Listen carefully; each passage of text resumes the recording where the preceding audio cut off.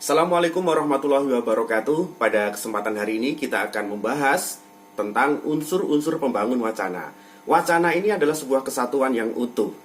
Kesatuan harus ada unsur-unsur yang membangunnya. Yang pertama apa? Yang pertama adalah topik. Jadi sebuah wacana harus memiliki topik. Apa yang sedang dibicarakan, apa yang sedang dibahas di dalam sebuah wacana itu. Jadi topik ini adalah hal yang menjiwai sebuah wacana ini disusun atau dibentuk. Topik ini bisa dikatakan juga sebagai hal yang dibicarakan di dalam wacana itu. Misalnya kita membicarakan wacana dengan topik polisi. Nah, polisi inilah yang dibicarakan. Nanti di dalam sebuah kalimat ini ada polisi yang akan terus diulang. Hal yang dibicarakan inilah yang dikatakan topik. Bisa dikatakan juga topik merupakan gagasan utama di dalam sebuah wacana. Jadi ketika kita membuat sebuah wacana, mengembangkan wacana, berarti harus ada topik yang harus dikembangkan. Jadi saat ini misalnya kita ingin menulis sebuah wacana tentang Omnibus Law misalnya, demo Omnibus Law. Jadi ada topiknya adalah demo. Sehingga tulisan kita atau wacana yang akan kita buat nanti tidak boleh melenceng dari topik yang sedang dibicarakan. Ini, misalnya kita sedang membicarakan terkait dengan teman kita di kelas misalnya, ada satu teman kita yang tidak pernah berangkat ke sekolah atau tidak pernah berangkat ke kelas. Kenapa teman itu tidak pernah berangkat ke kelas? Nah, misalnya namanya si X. Si X ini akan menjadi topik utama. Hal yang dibicarakan di dalam wacana nanti, ketika menyusun sebuah wacana, pasti tidak jauh dari si X itu. Mulai dari kenapa tidak berangkat ke kelas, kenapa alasannya apa, bagaimana dia tidak berangkat ke kelas, apakah ada hal yang lain, tapi semuanya mengacu pada si X. Inilah yang dinamakan sebuah topik. Saya mencontohkan misalnya topik ini menurut pendapat para ahli di dalam wacana ini dikatakan sebagai hal yang menjiwai. Jadi menjiwai lahirnya sebuah wacana ini adalah sebuah topik. Baik itu wacana lisan maupun wacana tulis. Kalau dalam wacana lisan berarti hal yang dibicarakan. Sedangkan wacana tulis, hal yang dibahas di dalam tulisan itu topik. Yang pertama unsur pembangun wacana adalah topik. Yang kedua apa? Yang kedua adalah satuan bahasa itu sendiri. Wacana harus memiliki satuan bahasa. Bisa berupa kata, frasa, klausa, kalimat, atau gabungan beberapa kalimat yang menjadi sebuah paragraf. Ada satuan bahasa. Kalau tidak ada satuan bahasa, ya tidak dikatakan sebuah wacana. Jadi harus ada satuan bahasa itu. Kalau di dalam bahasa lisan, ini bisa berupa kalimat ya, kalimat yang dituturkan oleh penutur yang disampaikan kepada mitra tutur. Kalau di dalam wacana tulis, berarti ada satuan bahasa yang dituliskan. Bisa berupa kata, frasa, kalimat, atau rentetan kalimat yang menjadi sebuah paragraf atau paragraf-paragraf. Ya, bergantung nanti ke jenis-jenis wacana apa.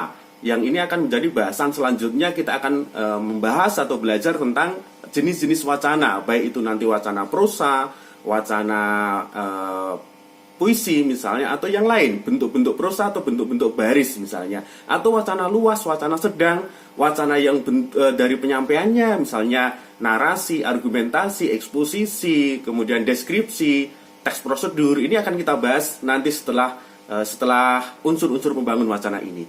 Yang kedua tadi adalah satuan bahasa. Jadi di dalam wacana ini harus ada satuan bahasa yang membentuk sebuah wacana. Kemudian yang ketiga apa? Yang ketiga adalah konteks. Konteks ini bisa berupa konteks verbal maupun konteks nonverbal. Konteks nonverbal ini adalah konteks yang ada di sekitar sebuah wacana itu. Contoh sederhana bisa dikatakan bahwa konteks nonverbal ini konteks yang menyertai dari teksnya.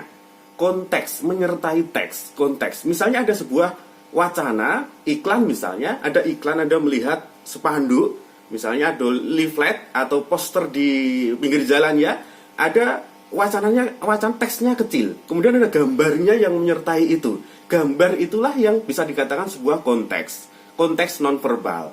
Nah, konteks ini bisa berupa waktu, bisa berupa setting tempatnya, bisa berupa semua hal yang menyertai teks. Tujuannya apa sebuah konteks itu? Untuk memperjelas maksud dan makna atau tujuan sebuah teks itu dibuat.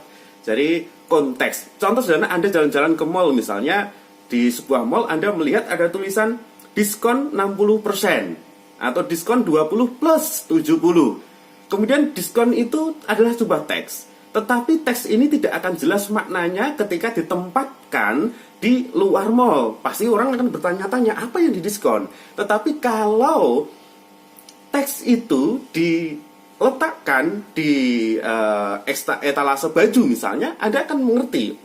Pembaca itu pasti tahu, oh ternyata yang diskon 20 plus 50 atau 70%, nah itu adalah bajunya. Baju ini adalah sebuah konteks nonverbal. Di dalam wacana, kita mengenal ada konteks nonverbal dan konteks verbal. Konteks verbal ini adalah konteks yang berupa teks. Ya, yang berupa teks ini disebut namanya koteks. K-O-teks. Koteks. Jadi ada koteks, ada konteks. Kalau konteks ini semua hal yang menyertai sebuah teks, sedangkan koteks ini konteks tetapi berupa satuan bahasa, berupa kalimat-kalimat yang menyertainya. Misalnya di dalam sebuah paragraf ada istilah topik utama ya, ada kalimat utama. Ini adalah teks. Kemudian yang menjelaskan kalimat-kalimat penjelas itu adalah sebuah konteks tetapi dinamakan koteks. Koteks ini wujudnya adalah bahasa. Sedangkan konteks lebih dikenal dengan semua hal nonverbal yang menyertai bahasa itu. Itu unsur ketiga. Kemudian unsur yang keempat ini adalah kepaduan wacana. Kepaduan wacana ini bisa membuat wacana menjadi sebuah wacana yang utuh, yang padu. Tadi ada satu topik, satuan bahasa, ada konteks yang menyertai, kemudian yang terakhir adalah padu. Kalau wacana tidak padu, ya pembaca akan kesulitan untuk memahami wacana itu. Nah, kepaduan wacana ini ada unsurnya. Yang pertama adalah kohesi, yang kedua adalah koherensi.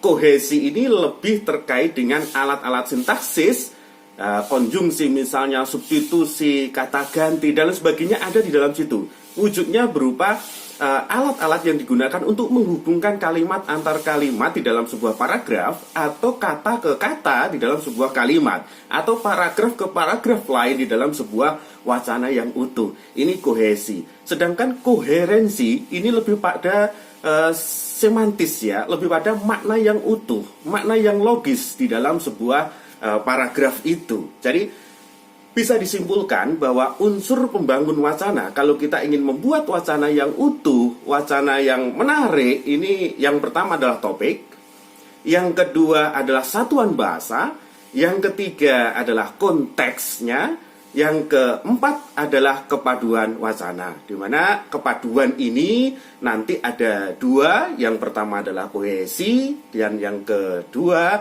adalah koherensi. Jika keempat unsur itu sudah ada dan sudah satu menjadi satu, maka wacana yang dihasilkan ini menjadi wacana yang baik, wacana yang utuh, sehingga pembaca ini ketika membaca wacana yang Anda hasilkan ini akan senang, akan menarik karena semua keutuhan itu ada.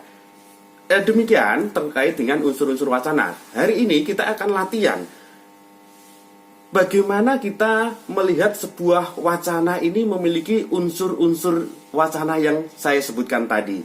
Jadi tugas Anda adalah yang pertama, Anda bisa menjelaskan terkait dengan unsur-unsur yang membangun wacana itu apa. Saya kira Anda tidak perlu menjelaskan lagi ya, Anda sudah saya jelaskan secara detail meskipun dalam video ini singkat. Anda bisa mengetahui bahwa unsur pembangun wacana itu yang pertama adalah topik, yang kedua adalah satuan bahasa, bisa berupa kata, frasa, klausa, ataupun kalimat, ataupun paragraf, kemudian yang ketiga adalah konteks wacana, ada konteks verbal dan konteks nonverbal.